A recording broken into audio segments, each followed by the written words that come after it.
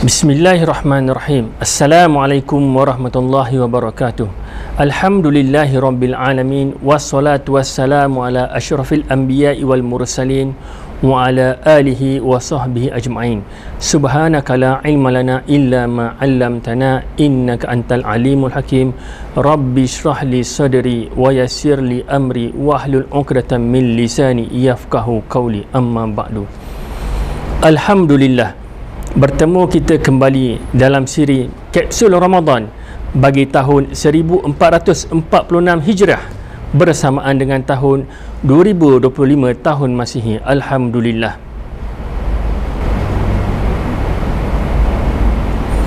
Daripada Abu Hurairah radhiyallahu anhu bahawa Rasulullah sallallahu alaihi wasallam bersabda, "Lis-shaim farhatani, farhatun hina yuftiru wa farhatun hina yalqa rabbahu," yang bermaksud bagi orang yang berpuasa dia akan memperolehi dua kegembiraan. Pertama, kegembiraan ketika dia berbuka puasa, dan kedua, kegembiraan ketika dia bertemu Tuhannya. Hadis riwayat Imam Al-Bukhari, bilangan hadis 7492. Sidang penonton yang dirahmati oleh Allah Subhanahu wa taala sekalian, dalam hadis ini ada menerangkan bahawa antara waktu yang menggembirakan seseorang yang beragama Islam yang sedang berpuasa adalah ketika dia ingin berbuka puasa. Oleh yang demikian, kita sebagai umat Islam disunatkan untuk menyegerakan berbuka puasa.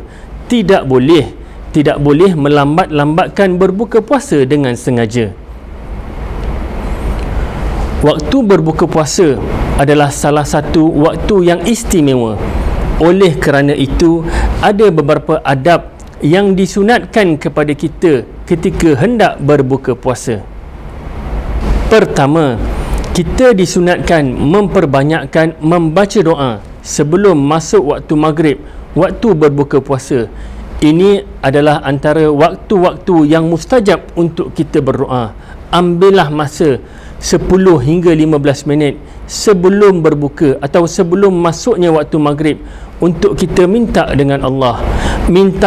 Kita mintalah sebanyak-banyaknya kerana kita sedang meminta dari Yang Maha Kaya. Kata guru kami, kalau nak minta duit, minta juta-juta dengan Allah. Jangan minta ratus-ratus, jangan minta ribu-ribu, rugi.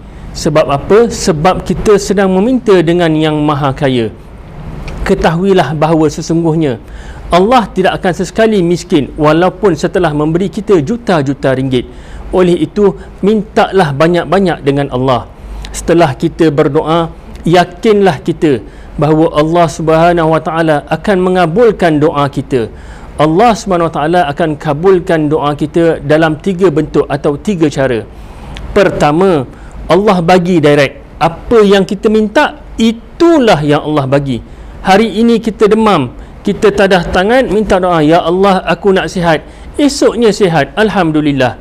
Anak nak periksa, kita minta dengan Allah, mudahkanlah ya Allah anak aku ketika masa periksa. Allah kabulkan dan anak kita cemerlang dalam peperiksaan, alhamdulillah. Yang kedua, Allah bagi kita dalam bentuk yang lain. Contohnya, hari itu kita tadah tangan, kita minta duit dengan Allah, tapi Allah Subhanahu wa taala memberikan kita kesihatan yang berpanjangan. Sebab dari sihat seluruh badan ini, kita tak perlu keluarkan duit untuk berjumpa doktor. Kita juga tak perlu nak beli ubat. Sebab apa? Sebab kita sihat. Allah bagi kita sihat. Yang ketiga, kita yakinlah bahawa sekiranya Allah SWT tak kabulkan doa kita di dunia ini, Allah pasti akan kabulkan doa kita di akhirat kelak.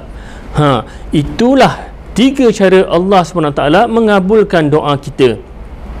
Baiklah, sunnah kedua dalam berbuka puasa adalah berbuka dengan rutab. Kalau tiada rutab, berbukalah dengan busr.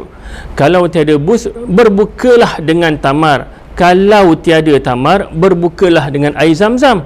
Tiada air zam-zam, minumlah air yang ada di hadapan kita. Jika tiada air, berbukalah dengan hulwu. Jika tiada hulwu, berbukalah dengan halwa.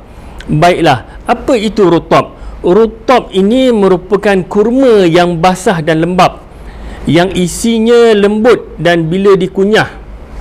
Berbeza dengan busur pula. Busur ini apa? Busur ini merupakan kurma muda. Kalau kita gigit tu, dia rasa rangup. Kan? Tamar pula adalah kurma kering.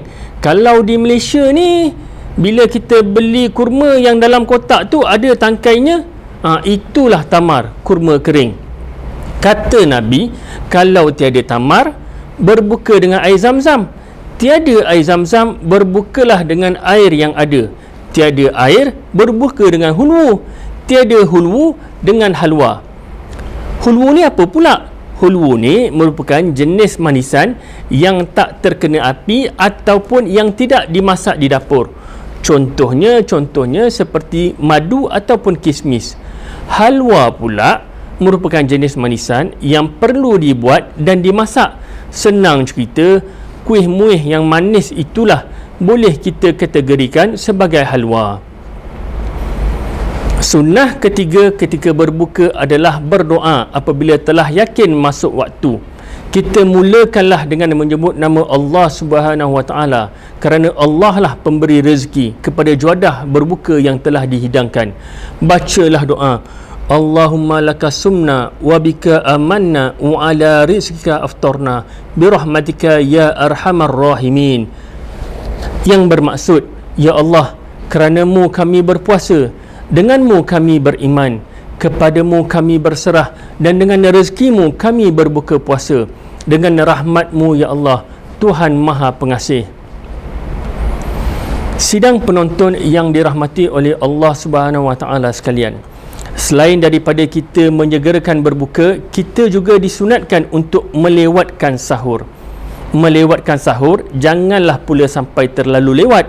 Waktu sahur itu bermula tengah-tengah malam.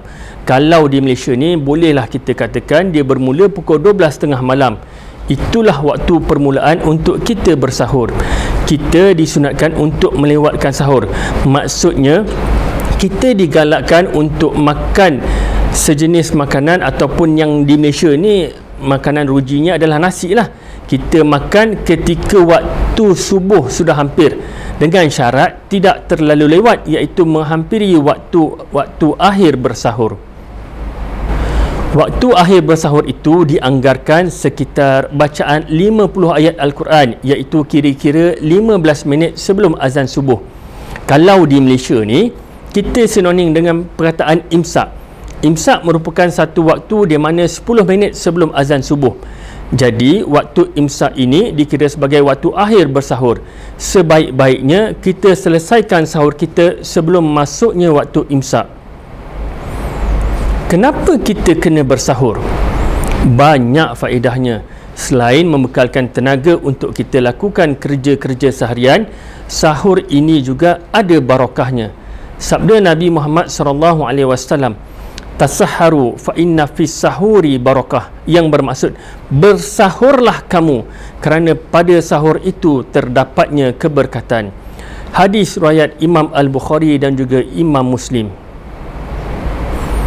Oleh itu, kita jangan sesekali dengan sengaja kita skip waktu sahur kita, rugi tak sahur. Baiklah, sekadar itu saja yang boleh saya kongsikan dalam siri kapsul Ramadan tahun ini. Segerakan berbuka dan lewatkan bersahur. Mudah-mudahan kita diberkati dan tergolong dalam golongan orang-orang yang bertakwa. Sekian, wabillahi taufiq wal hidayah. Assalamualaikum warahmatullahi wabarakatuh.